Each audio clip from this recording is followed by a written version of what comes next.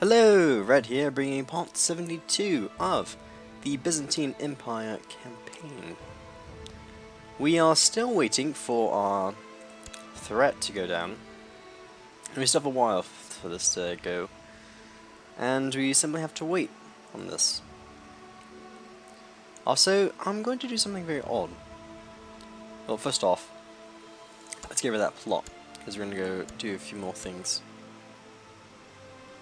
Like, find you, Anna. Try to kill my son. It was you. Joanna. Never mind. But we're going to cancel a lot of these projects. Can I cancel these projects? No, I can't. Never mind. I take it back. We're going to build these temples.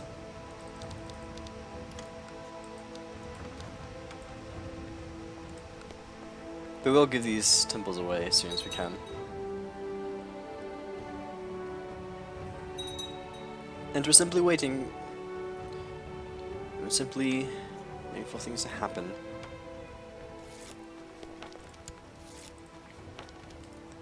Once we get our threat under 50, we'll definitely go back to war. That's definitely on the mind. And we do have another province that we can convert. Which we already did. Which is a few months more to spare. Just a month more. We have more marriage proposals, but we're not going to do that.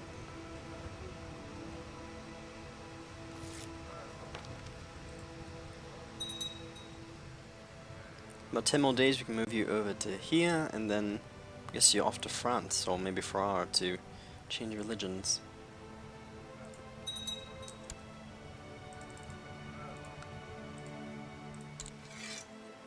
There you go.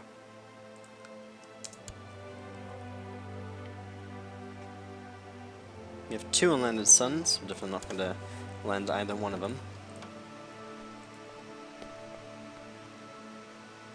In about a month we can hold another summer fair. You can ransom you for a bit of cash.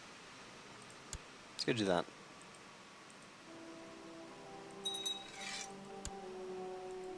Get some more money. Who doesn't like money? Damn, the 7th grandfather. Let's be nice about it. And you've been in prison for 41 years.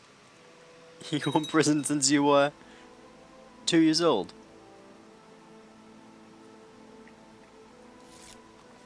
You know, I'll release you. You spent most of your life in prison. I'm gonna just kill you. I'll release you.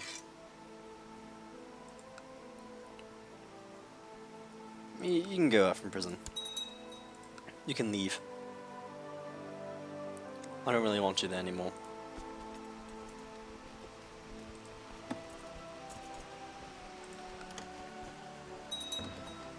And our temple's finished. A lot of temples are finished. So let's see.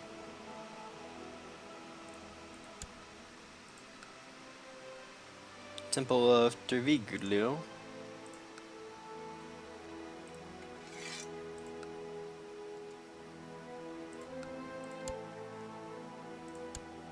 We also have this one.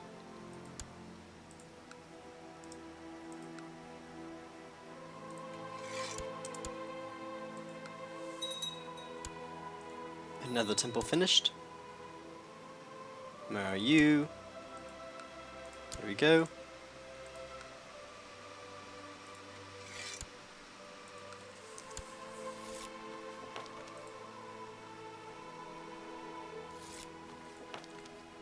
And was there more than that? Yes, there was. Which is you.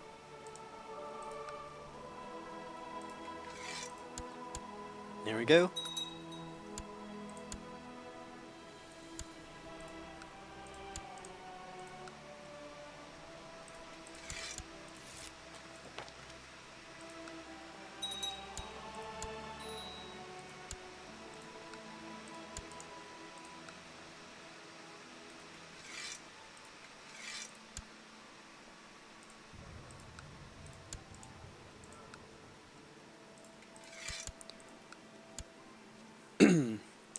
And is that it? Finally done. Can't remember all those pesky temples we don't need. Suppose so.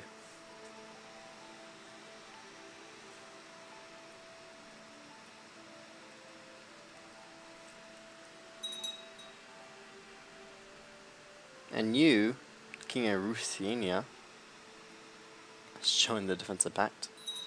Surprise, surprise.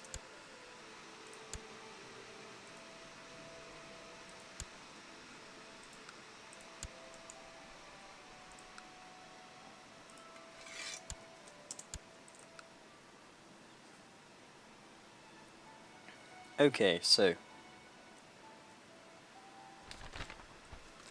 another proposal. As you walk at a brisk pace through the empty corridor in the Imperial Palace, you're on your way to the tiring meeting with your advisors, hearing faint whispers in one of your window curtains. After reading your dagger and pulling the curtain aside to reveal Animaxos, the gnome man who recruited you into chariot racing. You should have you drawn and quartered, you hiss at the man. The entire blue team had the chariots fall out from under them. And Alexander Murdos smiles at you and he speaks, "Calm yourself, Majesty. Your chariot held together, did it not? And I have a new cunning plan for the next race. One that cannot fail. Your epic victory will be celebrated for centuries to come." I mean, I have an able son as anything goes wrong. Let's do it. I may regret this. Let's join the scheme. What could possibly go wrong? Other than the death.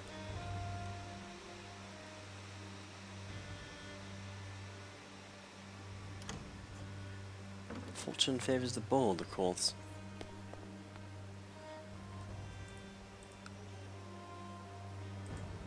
Unfortunately, I figured out that more authority does not actually do anything for an orthodox faith, even a heretic one.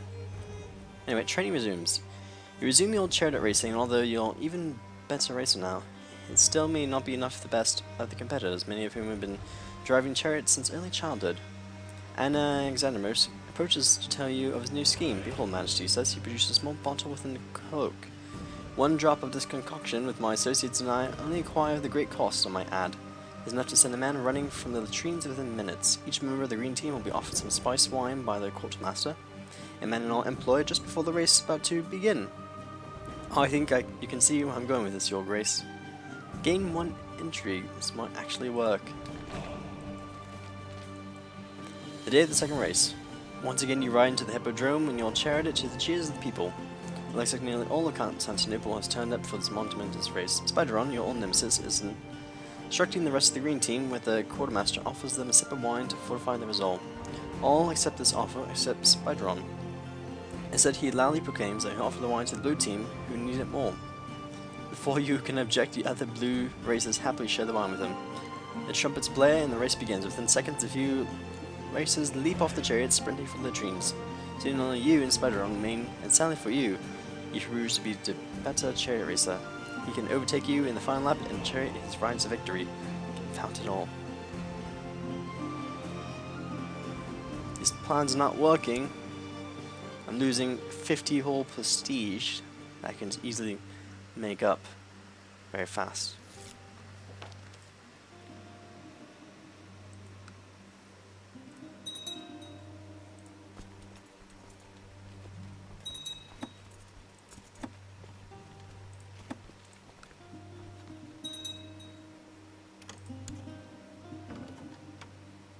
Actually spending quite a bit of money on retinue, which I do not approve.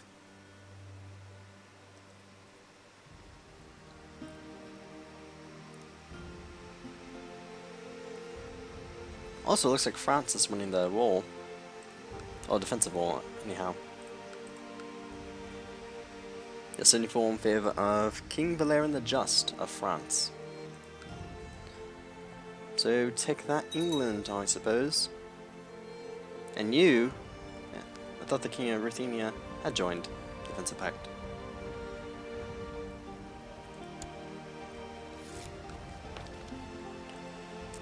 More French land is being converted over.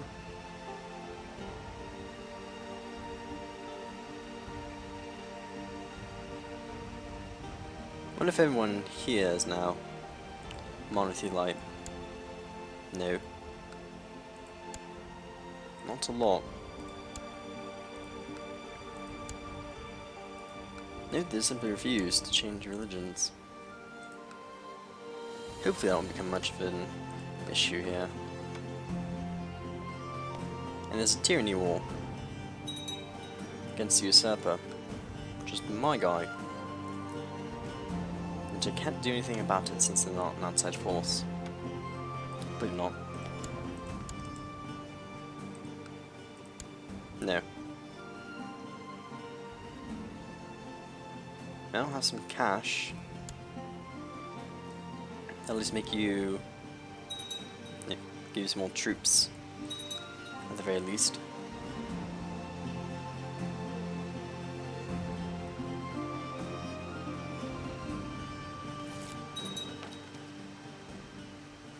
Faction-wise, we have several factions, including the Lower Crown Authority.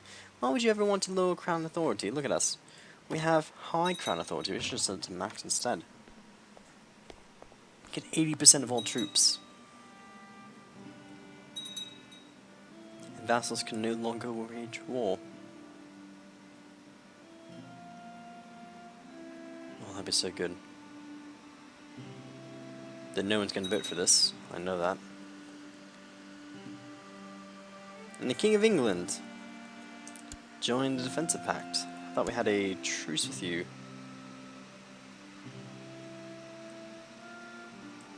Whatever happened to my marriage?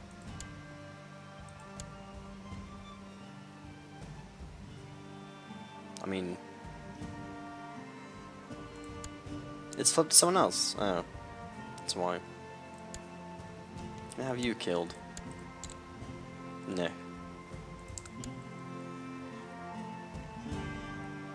That ruins my plans.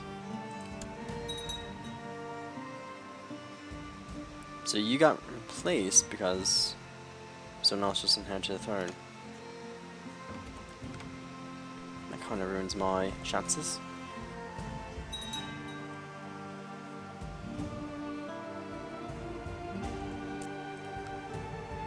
Well, if England's in defensive pact, that means just one extra person there to fight. They would like to sweep under England and just gain this land. Knights Templar land.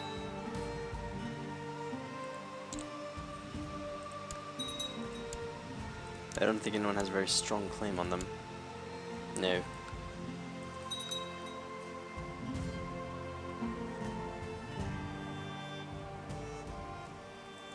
So what can we do?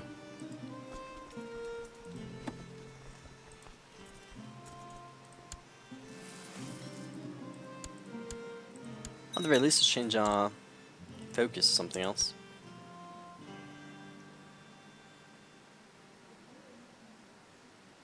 Mummers are singing outside the townhouse while slowly moving towards my castle. The summer fair suddenly felt less pleasant as mummers, clad in strange clothes, went from door to door, singing and frightening small children. I can't wait, I love mummers. Very good. Let's take a different path. Let's go back to hunting. Hunting's always nice. It's the only thing my character's good at. It's hunting.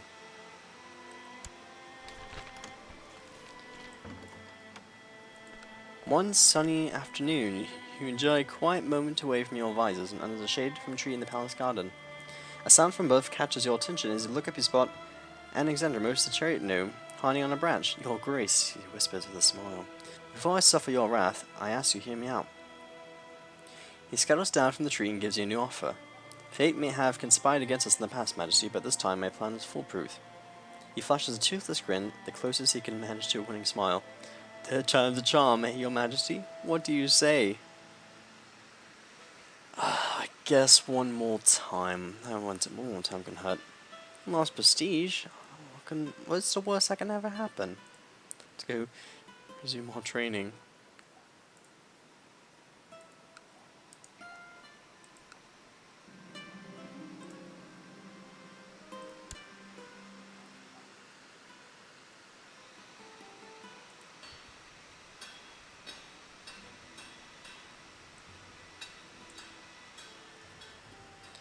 Oh, what to do? What to do?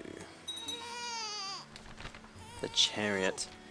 Alexandros brings you a small workshop to one of the steelier districts of Constantinople. Here he explains he'll weaponize your chariot while you watch the craftsman install a pair of extendable metal blades into the chassis, extended to shred its wheels of any chariot adjacent to yours.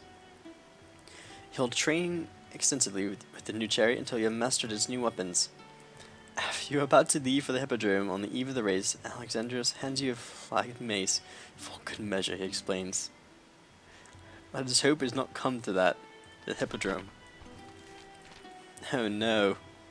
The day of the third race. This is it, your final race of the season. The hippodrome is filled with capacity. Capacity in a deafening roar greets you as you ride your chariot into the arena. You line up next to Spideron, your old foe from the Greens and the crowd's favorite. Your Majesty, he says, and spits on the ground. The trumpets blow and the race begins, but it seems that you aren't the only one to have brought arms. Everything turns to a huge melee as all the drivers hack and slash each other using both handheld and chariot-mounted weaponry. And Alexandros has played both sides against each other. There can be no other explanation. The situation escalates further when the agitated crowds enter the fray. You spot Alexandros climbing into Spideron's chariot, and the two of them escape the hippodrome through the unguarded exit. I'm certainly we're gonna go pursue them. I'll have a fair enough marshal. Give chase. The chase is on. You leave the madness of the hippodrome behind and steer your chariot out of the streets of Constantinople in hot pursuit of Spideron and the traitorous Alexandros. With the blades unfolded, your chariot smashes into the market stalls and pottery in the narrow back alleys, while hissing Alexandros tries to give you a taste of a whip without success. You rush past the Hagia Sophia onto the Augusta Tyron Square. This game's making me mispronounce everything. As the terrified priest scrambles to get out of the way, with a sharp turn, you continue forward on the mess.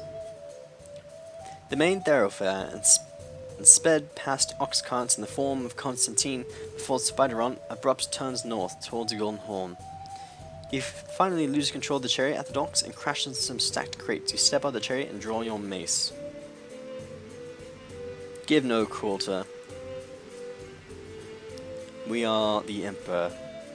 We give no quarter. No quarter given. Spideron has been impaled on a nearby fence and his dead eyes glare at you accusingly. Alexandros, however, lies wheezing on the docks with a broken leg. He curses your name as you approach him with your mace. Why do all this, you ask him? What possibly could you gain? The little man grins wildly at you. Eons ago, there were 4 chariot racing teams, the blues, the greens, the whites, and the reds. Then the 2 most powerful teams all but absorbed the 2 weakest. Who speaks of the whites today, or the reds? Where's the glory? The domination of the blues and the greens had to end, Majesty, at any cost. If my nephew Spideron and I could get them to wipe out each other out, you have heard enough. With a single blow, your mace forever silences Alexandros. One less headache for me. 100 prestige.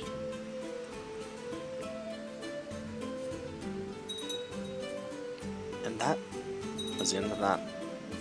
Oh, and some affair ended. Hooray!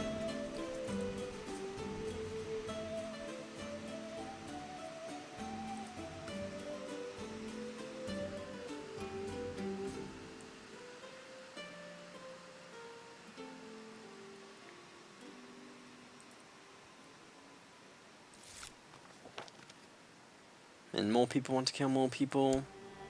Oh well.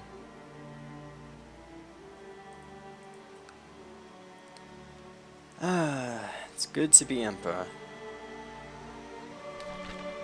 And the White Stag. Lately you've heard persistent rumors from peasants and travelers that the White Stag is about. We shall go and send people out to find it. But, with that, I think I need to call a part here, so I'll be seeing you in the next episode. Goodbye.